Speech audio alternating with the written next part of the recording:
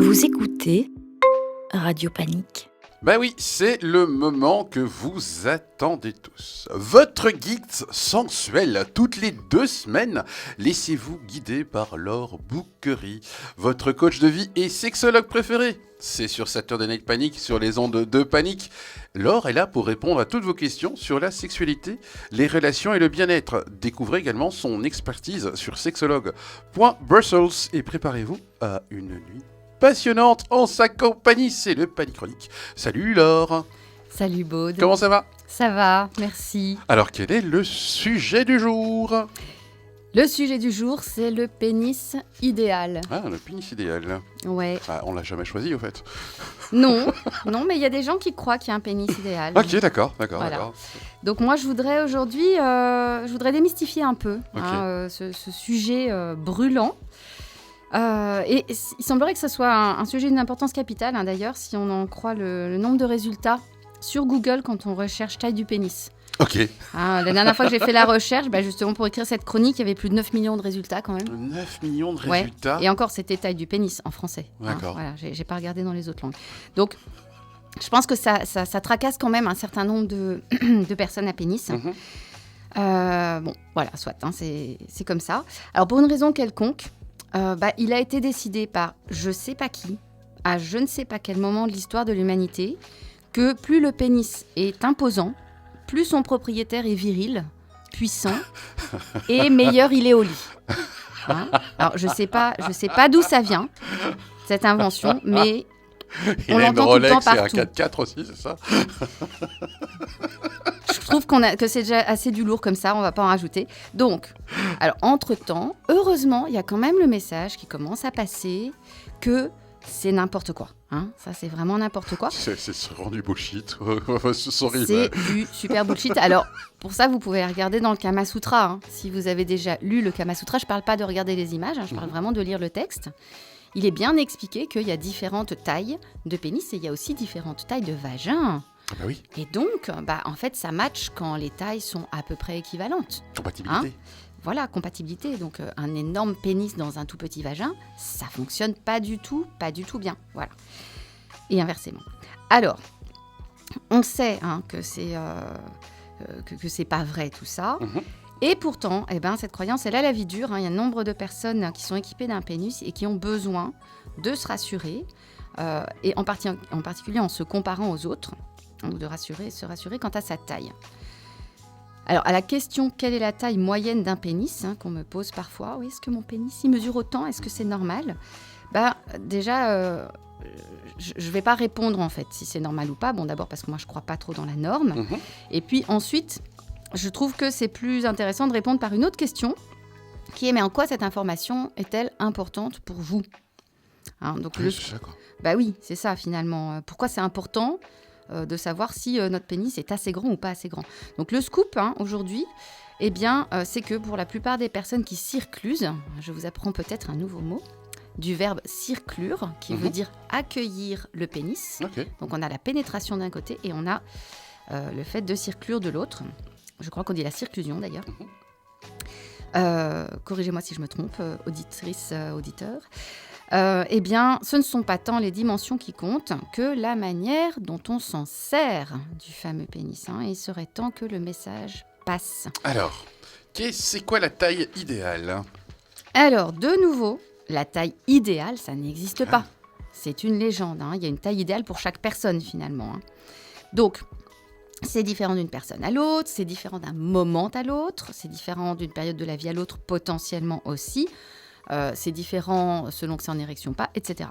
Donc, chacune sa morphologie et chacune ses goûts.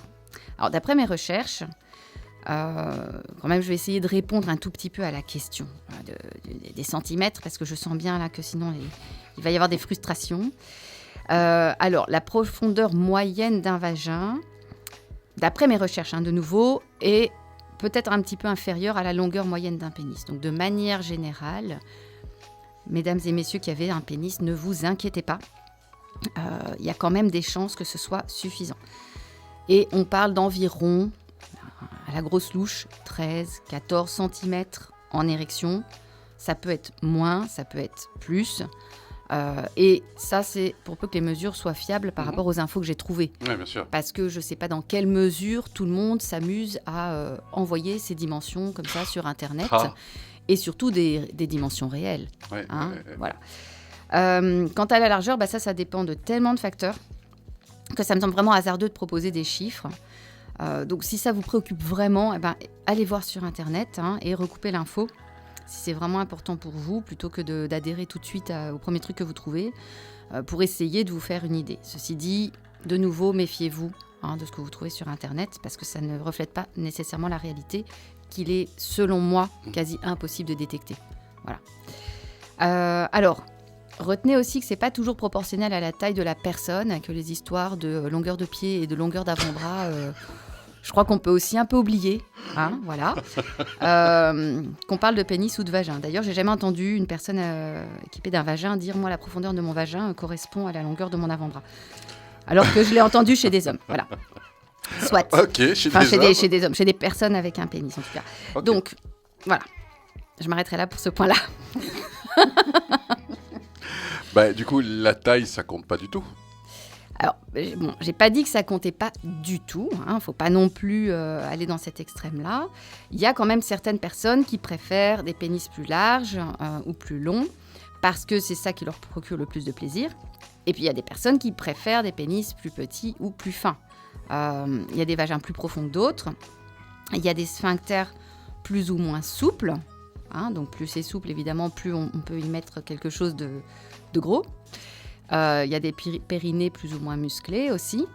Le périnée étant l'ensemble de muscles qui entourent les différentes issues, je dirais, de notre corps. En bas du corps. Et donc, sentir le pénis toucher le col de l'utérus au fond du vagin, par exemple, ça peut procurer du plaisir à certaines personnes et ça peut être très douloureux pour d'autres.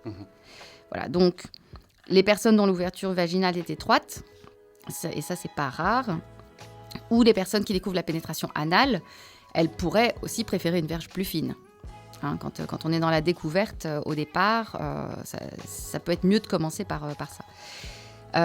Et bon, ça, ce ne sont que quelques exemples. Quand on interroge les personnes pénétrées sur ce qu'elles préfèrent, on entend vraiment tous les types de réponses. Donc, ça serait vraiment, vraiment bien d'arrêter ces complexes qui n'ont absolument aucun sens. Donc, finalement, la taille du pénis, c'est une donnée parmi tant d'autres données. Et on devrait s'en tenir à ça. C'est comme la pointure des pieds ou la taille des doigts. Voilà. Tout le monde s'en fout, en fait. Je connais pas la taille de mes doigts, pour info. Enfin, non, moi mes pieds, quand même. Quand on met des chaussures, c'est mieux. Alors, donc, faut pas oublier qu'effectivement, dans toutes les données qui vont pouvoir prendre du plaisir dans le rapport avec l'autre, il y a l'odeur, il y a la manière d'embrasser, la manière de toucher, le comportement pendant le sexe, et puis tellement d'autres choses encore. Plein de paramètres. Mais oui, il y a plein de paramètres. Donc, arrêtons avec ces histoires de taille de pénis, s'il vous plaît, quoi. Donc, en réalité, c'est comme tout. Finalement, on est plus ou moins compatibles. Et quand on ne l'est pas, on peut chercher des alternatives. Il y a des solutions. On n'est pas obligé non plus de changer de partenaire directement. Alors, vous qui avez un pénis, apprenez à vous en servir pour vous faire du bien, tout en faisant du bien à l'autre. Et pour ça, soyez à l'écoute du plaisir de votre partenaire autant que du vôtre. C'est la meilleure manière de devenir un dieu ou une déesse du sexe, quelle que soit la taille de vos attributs. Et vous qui circlusez, donc qui recevez le pénis, encouragez votre partenaire à trouver avec vous le chemin de l'extase en lui expliquant ce que vous aimez ou pas, et évitez de simuler si vous voulez lui et vous donner une chance de passer un vrai moment de pur plaisir. Bon, je reparlerai un jour de la simulation, parfois c'est bien. On n'a pas encore parlé de ce sujet, c'est vrai ça. Ouais, parfois c'est chouette de simuler. Mais bon, si vous voulez être certaine que l'autre personne sache ce qui vous plaît vraiment, ne faites pas semblant, parce qu'alors vous allez envoyer un message erroné évidemment. Et pour toutes et tous, considérez aussi toutes les autres merveilleuses manières de faire l'amour, parce qu'autour de la pénétration, il y a tellement à découvrir. Eh oui. 24 heures dans une journée. Ouais. Je suis pas sûre que 24 heures, mais bon, soit. Oui, mais... Je m'arrête là. Voilà. Merci Laure Bouquerie. Avec plaisir. Dans 2 semaines. Ouais, à bientôt. Également sur sexologue.brussels. Merci Laure. Salut.